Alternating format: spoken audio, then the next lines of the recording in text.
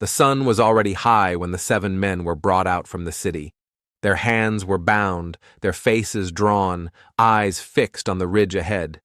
They were sons and grandsons of Saul, the first king of Israel, and they were not walking into battle.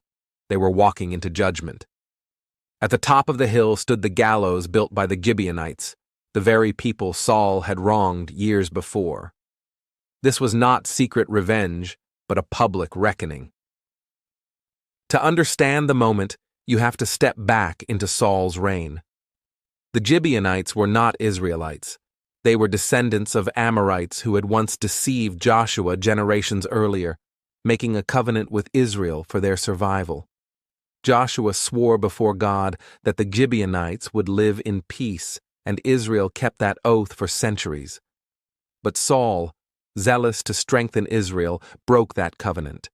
He saw the Gibeonites as outsiders and sought to wipe them out. Blood was spilled, and Saul placed the nation under guilt. A covenant sworn in God's name had been broken, and covenants did not vanish with time. They lingered until justice was paid. Years later, David took the throne after Saul's death. Israel should have entered an age of peace, but instead, famine gripped the land. Year after year, harvests failed. The first year might have been chance. The second was warning. By the third, hunger had a face. Children hollow-eyed, parents selling heirlooms for grain. David sought the Lord, and the answer was clear. The famine came because of Saul's bloodshed against the Gibeonites. The broken covenant still demanded repayment. David summoned the leaders of the Gibeonites and asked what they required. They refused money. They refused land. They demanded life for life. Let 7 of Saul's descendants be given to us, that we may execute them before the Lord at Gibeah, they said. David could not refuse. If he denied them, the famine would continue. If he refused blood, he would be guilty of protecting the guilty. So he agreed. But David remembered another covenant too, the oath he had made with Jonathan, Saul's son, to protect his line. For Jonathan's sake, he spared Mephibosheth, Jonathan's crippled son. Covenant shielded covenant. Jonathan's heir lived, but others would not. The 7 men chosen were Saul's sons and grandsons. Their names are not all recorded, but their fate was sealed. They bore the burden of their ancestors' guilt. In that time, the father's blood could be answered by sons. It was not fairness in modern terms. It was restoring balance to a broken covenant. The famine years dragged like a slow curse. In the first year, families rationed and prayed for rain. In the second, cattle thinned, fields cracked, and traders raised prices on grain hauled from far provinces. By the third, hunger had a face, children hollow-eyed, parents selling heirlooms for grain. Priests whispered that God's anger had not lifted, that the land itself groaned for justice. David knew the nation could not endure a 4th year without breaking. His appeal to the Lord was not casual, but desperate. When the executions were announced, word spread through towns and villages.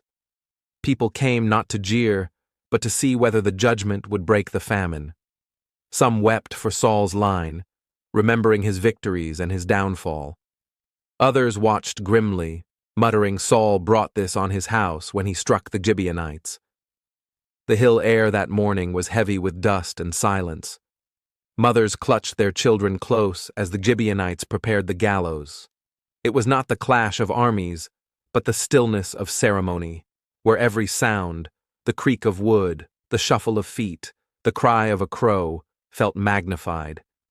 As the men were raised up, the crowd did not cheer. They stood silent, some shielding faces, others watching. Each body showed Israel's guilt answered. 7 in all, sons and grandsons, each tied to Saul's blood. When it was finished, the hill bore their silhouettes against the sun. They remained there, visible to all who passed, a message not on parchment, but on flesh. This is the cost of breaking covenant. Rizpah's vigil became a story of its own.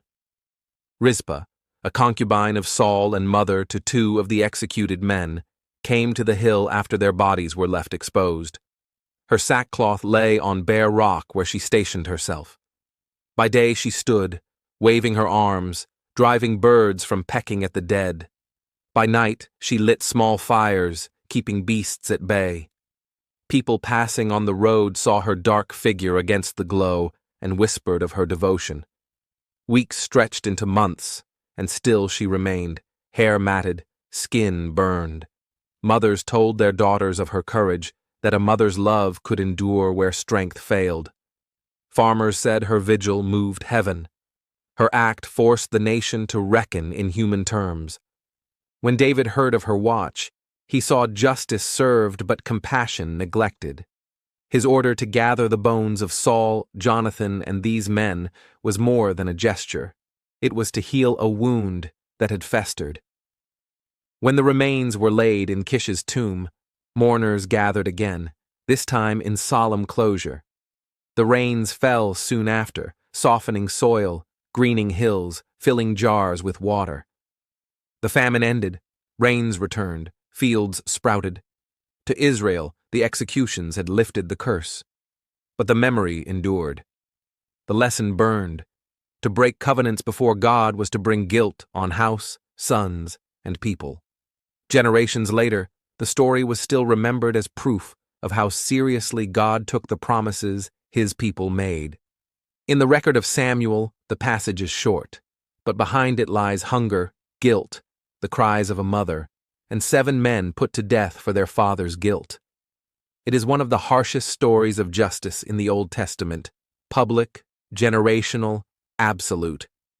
And it forces the reader to grapple with a truth that the ancients lived with every day. One man's choices could shadow his entire line. Rizpah's vigil remains one of the most haunting details. Her devotion turned judgment into a testament of grief. She could not save her sons from death, but she kept them from dishonor, and in doing so, she stirred the heart of a king. Even in blood and vengeance, there was love's endurance.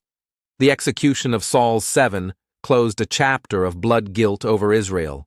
The famine ended, the land restored. But the scar told a story: broken promises, costly justice, and the weight of leadership. The story survived because it was not simple. It was judgment and mercy, famine and rain, covenant and betrayal. It was about a people reminded their promises before God were not empty. And it was about one woman, Rizpah, whose grief gave dignity to the dead. The execution of the 7 sons of Saul is one of Scripture's darkest scenes, but also one of its most human, where divine justice and human sorrow met on a hill outside Gibeah. Thank you for listening to Divine Crime. Subscribe for more true stories from the most dangerous book ever written.